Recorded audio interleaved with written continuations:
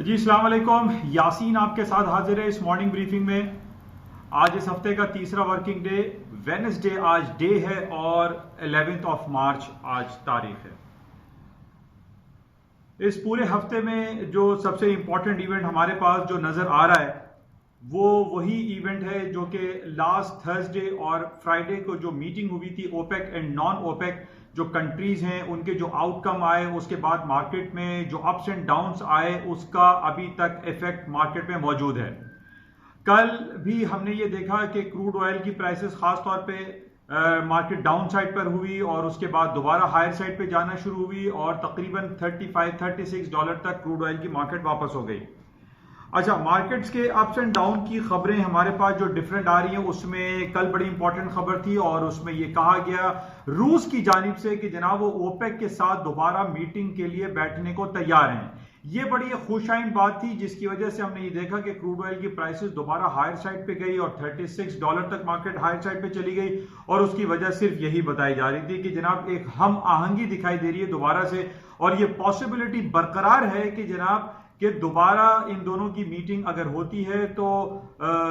रूस और ओपेक में सबसे सरफहरिस्त सऊदी अरेबिया अपनी प्रोडक्शन कट करने के हवाले से कुछ इकदाम करेंगे जिसकी वजह से क्रूड ऑयल की प्राइसेस दोबारा से ऊपर की तरफ जा सकती हैं। अच्छा, अभी 2 दिन से हम ये देख रहे थे कि जो प्राइस वॉर वाली कैफियत चली थी कि जनाब वहां से रूस भी मार्केट में सप्लाई दे रहा है, सऊदी अरब ने भी जो है अपनी 1 मिलियन बैरल से बढ़ाकर उसने ये कहा है कि वो 12 मिलियन तक डेली बेसिस पे ऑयल की प्रोडक्शन जो है वो जारी कर देंगे अगर ये जो क्लैश है बिटवीन रूस और सऊदी अरब, रूस और ओपेक के दरमियान अगर ये बरकरार रहा तो बहरहाल कल ये खबर आना रूस की तरफ से कि जनाब वो मीटिंग के लिए तैयार हैं और ये हो सकता है कि अगली किसी भी दिन इनकी जो मीटिंग होगी उसके अंदर प्रोडक्शन कट के हवाले से या कोई अपने लाए अमल वो इख्तियार करेंगे जिसकी वजह से क्रूड ऑयल की प्राइसेस उस लेवल तक आ सकती हैं जहां पर हमने जुमे को छोड़ा था 41.50, यानी 41-42 का लेवल टेक्निकल ग्राउंड पे बहुत इंपॉर्टेंट है और टेक्निकल को वो सपोर्ट जो करेंगी वो ये खबरें करेंगी कि जनाब रूस की और ओपेक के दरमियान दोबारा से मुलाकातें मुतवक्का हैं। बहरहाल हमें इसको क्लोजली वॉच करना है। अच्छा, इसके साथ ही आज जो हमारे पास सबसे अच्छा ऑयल की हम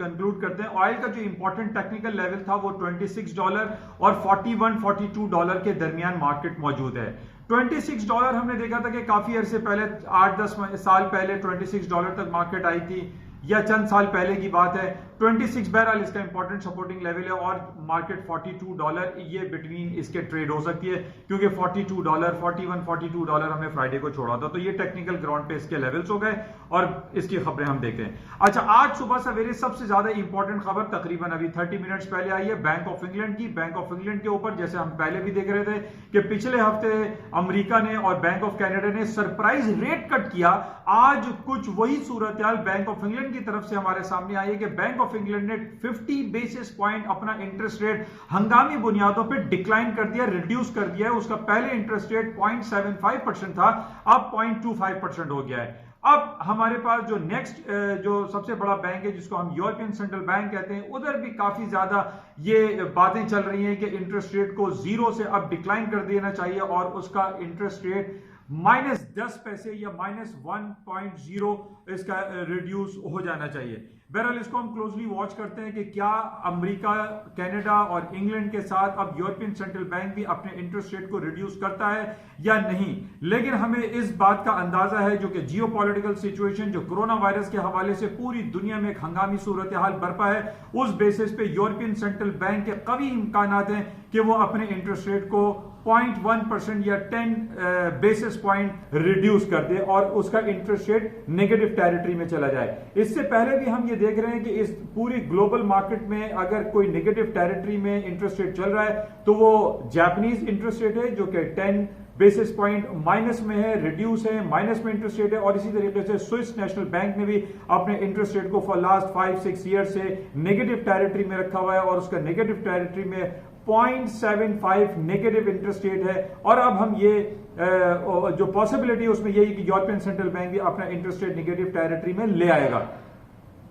तो ओवरऑल जो सिनेरियो हमें दिखाई दे रहा है वो पूरे अक्रॉस द बोर्ड पूरी दुनिया में इंटरेस्ट रेट के कट होने की खबरें बहुत ज्यादा गर्म है, और ये मुमकिनात में से है कि अमेरिका भी 50 basis point interest rate cut करने के बाद किसी भी वक्त वो मजीद इंटरेस्ट रेट कट कर सकता है। अगले हफ्ते इसकी 17 और 18 मार्च को फेडरल रिजर्व बैंक की मीटिंग है, हो सकता है कि वो अपने इंटरेस्ट रेट को उस अपनी मीटिंग में रिड्यूस कर दे, या कोई बैद नहीं कि वो कोई हंगामी बुनियाद पर अपने इंटरेस्ट रेट को रिड्यूस कर दे 50 बेसिस पॉइंट अगेन। तो बहरहाल ये पूरी दुनिया में सिलसिला चल रहा है और इंटरेस्ट रेट रोज बरोज डिफरेंट बैंक्स की तरफ से हमें कटता हुआ दिखाई दे रहा है। इसके साथ ही पाकिस्तान के जो स्टेट बैंक ऑफ पाकिस्तान की इंटरेस्ट रेट की मीटिंग है 17 मार्च को, इसमें भी बहुत कभी इम्कान है कि पाकिस्तान अपना जो इंटरेस्ट रेट है वो 13.25 से रिड्यूस कर दे, माइट पॉसिबल 12% या 11% तक अपने इंटरेस्ट रेट को ले आए। लेकिन हम ड्रेस्टिकली पाकिस्तान स्टेट बैंक को नहीं समझते कि वो इतना ज्यादा इंटरेस्ट रेट कट करेगा। बहरहाल 50 बेसिस पॉइंट 1% बेसिस पॉइंट जो इंटरेस्ट रेट कट होना पाकिस्तानी इकोनॉमी में ये डिस्काउंटेड हो चुका है। लेकिन चूंकि हमारे ऊपर ज्यादातर प्रेशर आईएमएफ का होता है, डिफरेंट यूरोपियन जो लॉबीज हैं वो हमें बहुत ज्यादा डिक्टेट करती हैं, इस वजह से हम ये नहीं कह सकते कि पाकिस्तान अपने इंटरेस्ट रेट को 2% या 3% रिड्यूस कर दे। बहरहाल ये काफी हद तक मार्केट में डिस्काउंट बातें हो चुकी हैं कि पाकिस्तान भी अपना इंटरेस्ट रेट 1% तक डिक्लाइन कर देगा। अच्छा, इसी बेसिस पे हम ये देख रहे हैं कि पिछले 3-4 दिनों से पाकिस्तान में डॉलर की कदर में खातिर खा इजाफा हुआ है। डॉलर की जो मार्केट वैल्यू चल रही थी 155 रुपीस का $1 था, आज हम ये देख रहे हैं कि जो हमारे डिफरेंट बैंक्स के जो ट्रेजरी हैं उसके अंदर 158 तक की मार्केट चली गई है। इसकी वजह सिर्फ और सिर्फ हमें यही दिखाई दे रही है, एक तो इंटरेस्ट रेट का कट होना ये लाजिम हो चुका है, और दूसरी तरफ हम ये देख रहे हैं कि जिस तरीके से पाकिस्तान एक स्टॉक मार्केट में एक भूचाल जैसी कैफियत 2 दिन कबल आई और तकरीबन 2000-2500 पॉइंट मार्केट माइनस हो गई, उसमें यही कहा गया कि जनाब जितने भी हमारे फॉरेन डायरेक्ट इन्वेस्टर्स हैं वो अपना फंड निकाल के डॉलर को परचेज करके अपना पैसा वापस लेके जा रहे हैं, जिसकी वजह से एक पैनिक आई और डॉलर की कदर में इजाफा हुआ और पाकिस्तानी करेंसीज डाउन साइड का शिकार हुई। बहरहाल हम अच्छी की उम्मीद रखते हैं। आज भी हम पूरी दुनिया की स्टॉक मार्केट में मिला जुला रुझान देख रहे हैं। अमेरिका की stock indices S&P Dow Jones negative territory में, जबकि पाकिस्तान, मुंबई स्टॉक एक्सचेंज और यूरोप एशियन मार्केट कुछ प्लस हैं कुछ माइनस है, लेकिन मिला जुला रुझान देखने में आ रहा है। लेकिन जिस तरीके से इंटरेस्ट रेट कट होने का सिलसिला पूरी दुनिया में बढ़ता चला जा रहा है, इसमें बहुत ज्यादा उम्मीदें अब ये हो रही हैं कि पूरी दुनिया की स्टॉक मार्केट है जो पिछले दिनों बहुत ज्यादा क्रैश हो गई थी, डाउन हो गई थी, उनको संभाला देने के लिए बहुत सारे काम किए जा रहे हैं, इकदाम किए जा रहे हैं, जिसमें सर फेहरिस्त डोनाल्ड ट्रंप साहब की कल रात को स्पीच भी थी। उन्होंने ये कमेंट्स पास किया हुआ है कि जनाब पेरोल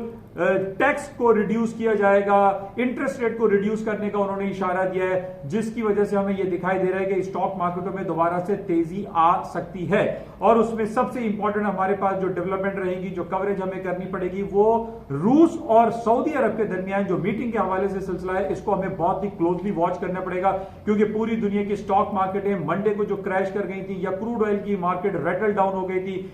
फॉर लास्ट 30 ईयर्स में ऐसी मार्केट हमने नहीं देखी। जो क्रूड ऑयल की मार्केट मंडे को गिरी, तकरीबन $12 माइनस होकर 30% डिक्लाइन कर गई थी, $27 तक मार्केट आ गई थी। तो बहरहाल हमें बहुत ज्यादा क्लोजली देखना है कि यूरोपियन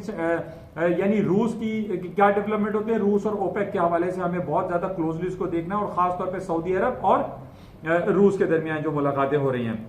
अच्छा, इसके साथ हम कुछ बात कर लेते हैं कोरोना वायरस के हवाले से। पिछले 1.5 महीने 2 महीने से पूरी दुनिया में एक ही बातें हो रही है, corona virus corona virus corona virus. Basically corona virus है क्या? इससे पहले भी मैंने आपसे ये कहा था कि कोई खलाई मखलूक ऐसी है जो कि एक बहुत एक्सट्रीम जो कॉन्स्पिरेसी है अगेंस्ट द वर्ल्ड वो हो रहा है, और खासतौर पे अगर हम ये कहेंगे अगेंस्ट द चाइना एक कॉन्स्पिरेसी क्रिएट की जा रही है। कोरोना वायरस एपिडेमिक जो पैंडेमिक बन चुका है कि जनाब चाइना जो है पूरी दुनिया में छाता चला जा रहा था, पूरी दुनिया में 80 से 90% एक्सपोर्ट जो है वो चाइना ने गैदर की हुई है। और फिर हम ये देख रहे हैं कि चाइना CPEC, CTEC और वन बेल्ट इनिशिएटिव की बेसिस पे पूरी दुनिया, इस वक्त हम यूरोपियन कंट्रीज को देख लें या अमेरिकन लॉबीज को देख लें, वो इस बात पे परेशान दिखाई देते हैं कि जनाब चाइना जिस तरीके से तेजी से पूरी दुनिया में छाता चला जा रहा है अपनी प्रोडक्शन के हवाले से, अपनी इकोनॉमिक के हवाले से, अपनी सेंट्रल बैंक की पॉलिसीज के हवाले से पूरी दुनिया में चाइना जो है वो छा गया है। उसको डिक्लाइन, उसको कट डाउन, उसको रेटल डाउन करने के लिए कोई ना कोई एक खलाई मखलूक काम कर रही है, जो कि वो ये चाहती है कि चाइना जो है वो डिक्लाइन हो जाए, तबाह हो जाए, उसकी प्रोडक्शन खत्म हो जाए, उसकी जो दुनिया में वो माल भेज रहा है, पूरी दुनिया में जमीनी और बहरी और बर्री रास्ते से जो पूरी दुनिया में उसने कब्जा किया हुआ है, उसको खत्म किया जाए।